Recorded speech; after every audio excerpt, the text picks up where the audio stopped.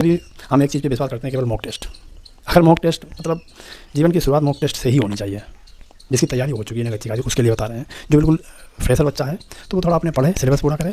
आधा सिलेबस होने पर जैसे उसका आधा सिलेबस होता है वो तुरंत अपने मॉक टेस्ट लगाने लगे। क्योंकि जब आधा सिलेबस हो जाता है, जब आप पूरे की तरफ पढ़ते हैं तो आप पीछे वाला सब भूलते जाते हैं। बस ये हो जाता है, इसलिए मॉक टेस्ट जरूरी। नंबर कम बने कोई दिक्कत नहीं। पर किसी सब्जेक्ट में अगर 25 क्वेश्चन आते हैं तो 25 में अगर 10 ही क्वेश्चन बन पा रहे हैं और मॉक टेस्ट दे रहे हो तो कम से कम वो जो 10 क्वेश्चन है वो डेली जब मॉक दोगे तो वो 10 का एवरेज बना रहेगा। धीरे धीरे 11, 12, 13 इस तरीके से बढ़ते चले जाएंगे। अगर आपने मॉक नहीं दिया तो जो 10 स्कोर है तो वो भी घटता चला जाएगा। क्योंकि मॉक ऐसी चीज़ है, पूरे सिलेबस को एक बार रिफ्रेश कर देता है। फिर आपने मॉक दिया, फिर रिफ्रेश हो गया। जितने टॉपिक आप पढ़ चुके हो एटलीस्ट उतने टॉपिक आपके रिफ्रेश हो जाते हैं केवल मॉक टेस्ट देने से। कि रहीमा ने चुपी ही बैठिए देख दिनन के फेर, और जब नी के दिन आएंगे तो बनत न लागे देर। मैंने 3 एग्ज़ाम क्वालिफाई किए हैं। SSC selection post, SSC GD. 160 में 151 नंबर थे मेरे एसएससी जीडी में।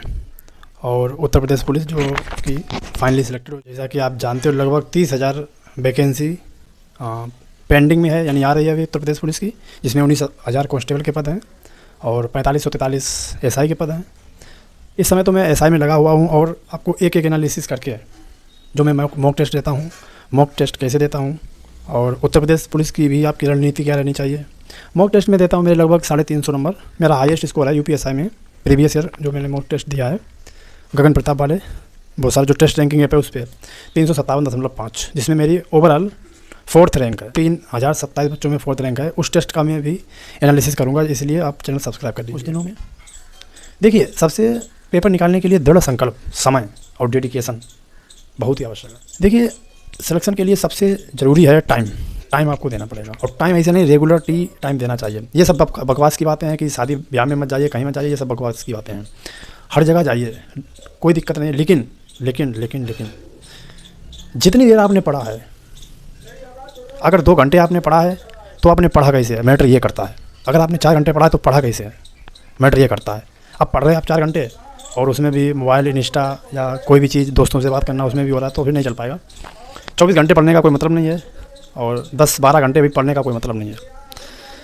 लड़के पढ़ते हैं ठीक है, जब यहाँ से दिमाग से चीज़ें निकलने लगती हैं फिर भी भिड़े रहते हैं, लगे रहते हैं, वो कुछ नहीं है। सिलेक्शन यदि आपको चाहिए तो सटीक तैयारी होनी चाहिए। और अगर आपने मान लो 4 घंटे पढ़ा है तो 4 घंटे को आप बांट लीजिए आधे घंटे में। उसके बीच में रेस्ट बहुत ज़रूरी है। रेस्ट आपने नहीं किया तो कोई मतलब दिमाग में ज़्यादा चलेगा नहीं, इसलिए आपको लंबा खींचता चला जाए। जो भर्ती है, देखो जो नए स्टूडेंट अभी जिन्होंने इंटर किया है तो उनके लिए तो थोड़ा मतलब मुश्किल होगा। बहुत से होते हैं पहले अटेम्प्ट में निकाल देते हैं, उनका बेस क्लियर होता है। जब इंटर से आप निकलेंगे आपको इधर अर्थमेटिक वगैरह, रीजनिंग थोड़ा पढ़ने में समय तो लगता ही है। और जो जाहिर सी बात है जो 3-4-5 साल से तैयारी कर रहा है और अच्छी तरीके से कर रहा है, या जो अभी यूपी पुलिस कांस्टेबल जो 60,244 भर्ती थी उसमें अभी जो फाइनल मेरिट से बाहर हुए हैं तो उनके लिए ज़्यादा अपॉर्चुनिटी है, लगे रहेंगे। ऐसा नहीं है कि बिल्कुल जो नया बंदा निकाल नहीं सकता है, बस वो बहुत ही कम चांस होते हैं। और ज़्यादातर जो एक्सपीरियंस बंदे होल्डर होते हैं वो निकाल सकते हैं। और जो भी मेरिट से बाहर हुए हैं उनके लिए बहुत ही अच्छा मौका है यूपीएसआई निकालने का। क्योंकि मेरी तो ट्रेनिंग वगैरह हम चले जाएंगे तो जाहिर सी बात है वहाँ समय पढ़ने का कम मिल पाएगा, और जब समय पढ़ने का कम मिल पाएगा तो आप जानते हो भी उतनी तैयारी हो नहीं पाएगी। वैसे भी हम एक चीज़ पे विश्वास करते हैं, केवल मॉक टेस्ट। अगर मॉक टेस्ट मतलब जीवन की शुरुआत मॉक टेस्ट से ही होनी चाहिए। जिसकी तैयारी हो चुकी है अच्छी खासी, उसके लिए बता रहे हैं। जो बिल्कुल फ्रेशर बच्चा है तो वो थोड़ा अपने पढ़े, सिलेबस पूरा करे। आधा सिलेबस होने पर जैसे उसका आधा सिलेबस होता है वो तुरंत अपने मॉक टेस्ट लगाने लगे। क्योंकि जब आधा सिलेबस हो जाता है, जब आप पूरे की तरफ पढ़ते हैं तो आप पीछे वाला सब भूलते जाते हैं। बस ये हो जाता है, इसलिए मॉक टेस्ट जरूरी। नंबर कम बने कोई दिक्कत नहीं।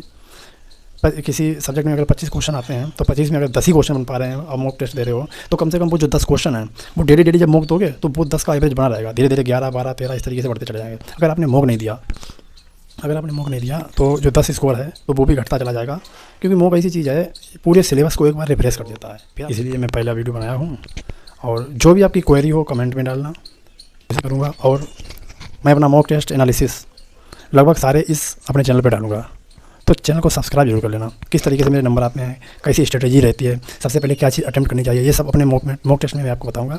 और मेरा मॉक टेस्ट में अच्छा ही स्कोर रहता है। कम से कम यूपीएसआई के मैं लगभग 60-70 मॉक टेस्ट दे चुका हूँ यूपीएसआई के। यूपी कांस्टेबल के तो मैंने जब वैकेंसी आई थी उस समय जब पेपर नज़दीक था तभी एक आध मॉक टेस्ट दिए थे। बाकी सब मैंने यूपीएसआई के मॉक टेस्ट दिए थे। अंकित भाटी से मैंने विनायक बैच लिया था। अंकित भाटी सर जो है उसी से मैं पढ़ता था। और सारे यूपीएसआई के तो बहुत मैंने मॉक टेस्ट दिए हैं।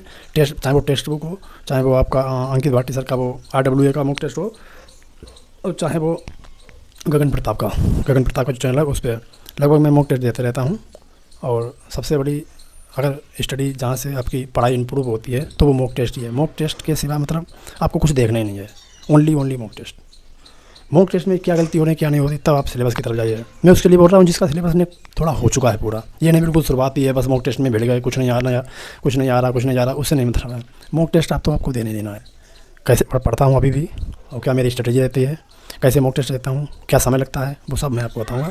तो इस वीडियो को लाइक करें, सब्सक्राइब करें, शेयर जरूर कर दें। पहली वीडियो है मेरी। अगर आपको लग रहा है कि मैं झूठ बोल रहा हूँ कि 357.5 नंबर मेरे नहीं आए हैं, तो गगन प्रताप सर का जो ऐप है टेस्ट रैंकिंग, उस पर आप जाना और मनोज कुमार नाम से देख लेना जाके। 13 नवंबर शिफ्ट 3 का मैंने टेस्ट दिया है, और जो टॉप में देखना, टॉप 10 में मेरा नाम होगा मनोज कुमार नाम से, आप देख लेना जाकर। टॉप 10 में मनोज कुमार नाम से मेरा नाम उसमें होगा, 4th रैंक मेरी है उस समय।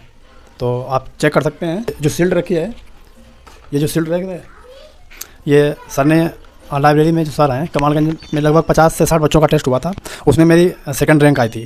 तो सर ने ये शील्ड दी थी हमें। पहला स्थान था मेरे दोस्त, मेरे संगी अभय यादव का, और दूसरी रैंक मेरी थी। तो आप देख सकते हैं जाके।